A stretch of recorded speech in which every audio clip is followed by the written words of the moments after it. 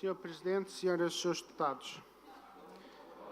A mobilidade de profissionais de saúde é algo que indiscutivelmente é positivo no país e deve permitir que zonas mais carentes tenham o contributo de outros profissionais, de zonas onde esses profissionais não serão tão necessários. E, de um modo geral, nós podemos concordar com o princípio. Mas ainda ontem, nesta Casa, nós solicitamos que essa iniciativa legislativa à Assembleia da República tivesse o contributo dos profissionais, no sentido de não ser mais uma iniciativa legislativa ascética feita à revelia do setor. E, portanto, permitam-me dizer, Srs. Deputados, que tenho um pressentimento que esta iniciativa legislativa vai chegar à Assembleia da República e, infelizmente, vai ficar na gaveta. A gestão dos recursos humanos na saúde, tal como em outras áreas da governação, deve ser feita com bom senso e não numa base de gestão diária ou semanal. Deve ser feita uma respectiva programação. E quando falamos de recursos humanos, estamos a falar essencialmente de uma questão, que é confiança. As instituições devem confiar nos seus colaboradores e os colaboradores, ao trabalhar, devem sentir confiança nos seus superiores e na gestão da entidade. No caso, o Cesaram. Temos um conjunto de situações na área médica e na enfermagem que, obviamente, minam essa confiança e estas situações devem ser avaliadas e corrigidas por parte da hierarquia.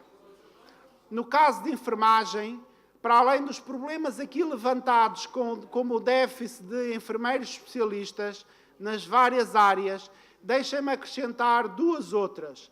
Tem a ver com a preferência nos últimos anos do Serviço de Saúde em enfermagem e cuidados de enfermagem hospitalares, preterindo e pondo de parte os cuidados de saúde primários, porque os enfermeiros fazem todo o sentido também nos cuidados de saúde primários. E as deslocações de efetivos de enfermeiros dos cuidados de saúde primários para turnos hospitalares deixam-nos muitas dúvidas e está a ter consequência nos cuidados prestados às populações nos centros de saúde. Mas o número total de enfermeiros também é importante, porque há menos 200 enfermeiros este ano a trabalhar no Cesaram do que há 10 anos atrás na mesma instituição. Ou seja, em 2008 havia 200 enfermeiros a mais a trabalhar no Cesaram comparado com o que existe hoje em dia. Mas deixem-me deixar aqui 10 desafios relativamente à gestão dos recursos humanos do Cesaram.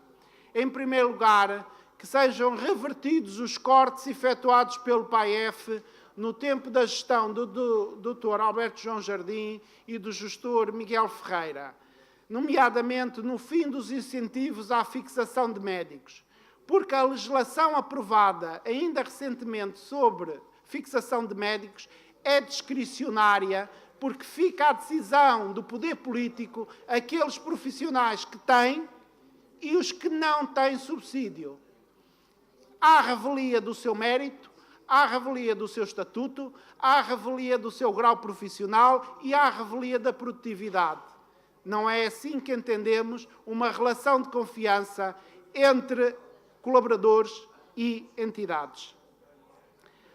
Por outro lado, o regime que atualmente vigora no Serviço Regional de Saúde, de desconfiança, de mau relacionamento, até com casos de delito de opinião de qual a comunicação social tem sido fértil, não favorece a fixação dos profissionais.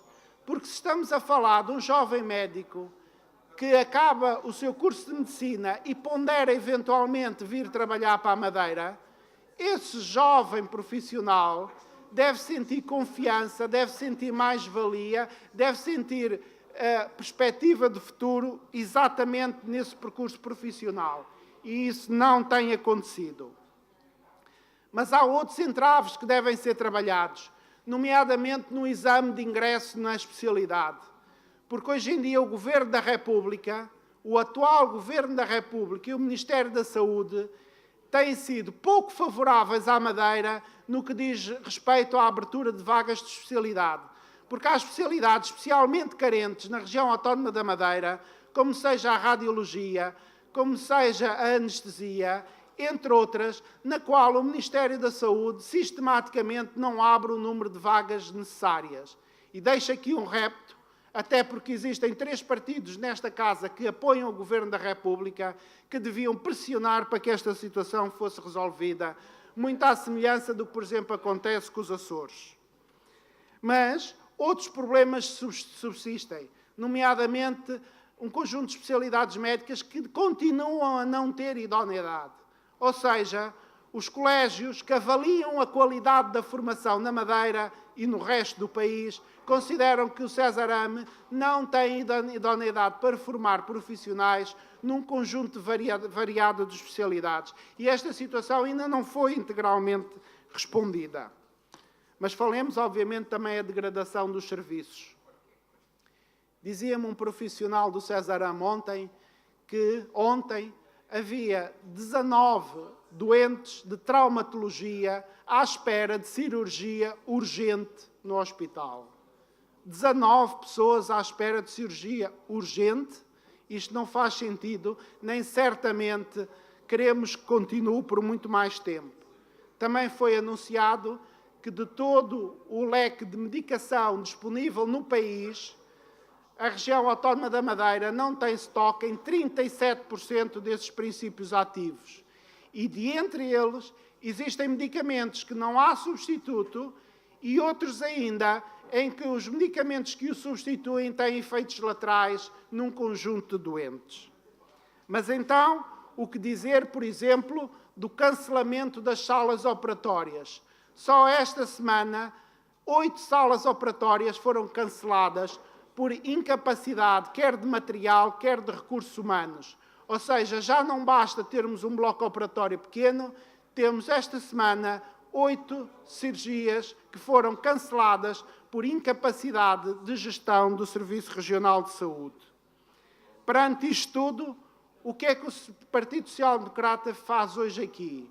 Trazer à pressa uma legislação que, em princípio, até era positiva, mas está-o a fazer à revelia de todo o setor da saúde. Mas gerir a saúde não pode ser feita à revelia. As ordens profissionais, todas elas, os sindicatos, as associações, devem todos dar o seu contributo. Mas, como já nos habituamos, o atual secretário da Saúde, ao contrário talvez dos outros anteriores, acha que sabe tudo e que nunca se engana. E, portanto, não ouve quem deve ouvir. É pena, porque desta maneira nós não vamos conseguir chegar a lado nenhum. E, portanto, concluo com aquilo que disse inicialmente.